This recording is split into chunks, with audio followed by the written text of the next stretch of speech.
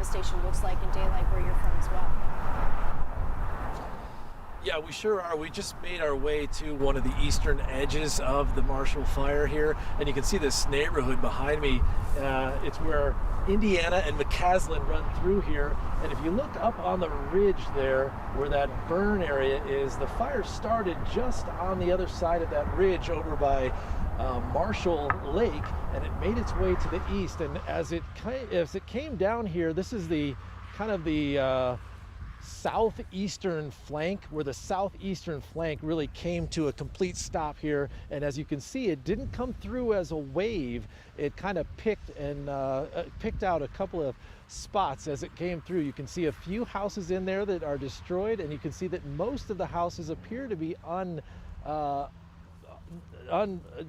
have no fire damage or smoke showing on them. You can see the plumes of smoke on there. We have seen every once in a while a smoke plume will rise up, but for the most part we have just watched them kind of cinder and smolder neighborhood. This is the far southeastern flank. And another thing that we are seeing out, you look all the way back to the west here, the Boulder Flatirons have completely disappeared now, and that is the cold front. That is the storm front that's moving in. Snow in the Boulder County foothills. We have seen a few flakes make it to the ground here, but we are probably less than an hour away from getting that first little wave of snow, and that is going to change everything as we go into the next stage of this fire development. Now, for more, let's go out to check in with Jordan Chavez.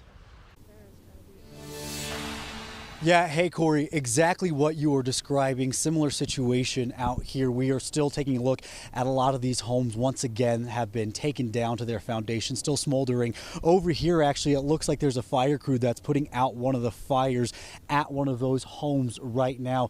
Absolutely devastating, as we've been saying all morning long. And in the distance, we are seeing that flyover that the governor is on right now, surveying all of the damage. You can only imagine what he is seeing from that vantage point. For a little bit of a different perspective, and probably a more meaningful and the more important perspective, we actually have Tyler Anderson and Paula Brewer with us and their dog Phoebe. They all grew up in this area, so to see this damage, it's more than just dramatic and traumatizing. For you guys, it's a little bit of life altering, correct? Yeah, it's very life altering. It's just very surreal to come back here and see just the devastation, honestly. I mean, luckily our home wasn't gone, but I mean, someone like her who grew up right here, I mean. Yeah, I mean, like I was just telling you, this, up here where it's completely flattened, it's friends' parents and, memories of going to high school dances and going to different people's houses, and we walk our dog through this neighborhood every day. It's unbelievable.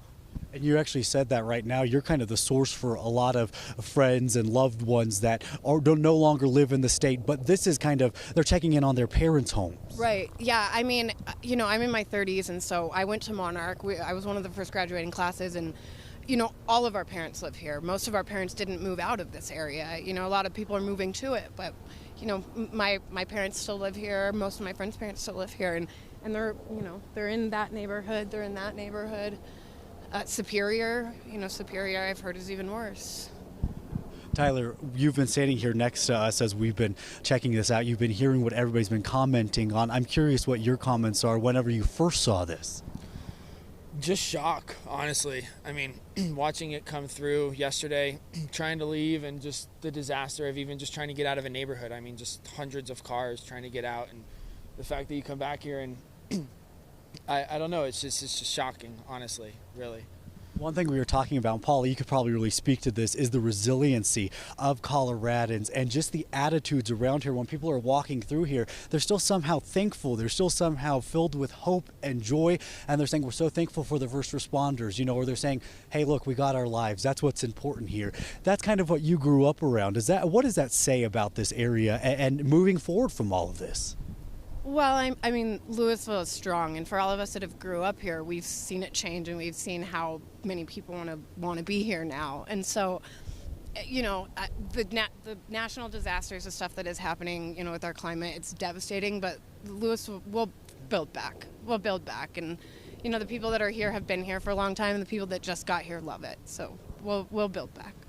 These are a lot of the same attitudes and the same sentiments that we're hearing from so many people walking through this area, is that we will build back attitude, though it is certainly absolutely heartbreaking knowing for people like Paula, who their memories are here, and seeing what kind of lies before them now, remnants from this fire. We, of course, are going to stay on top of this. We're going to stay out here and monitor this situation.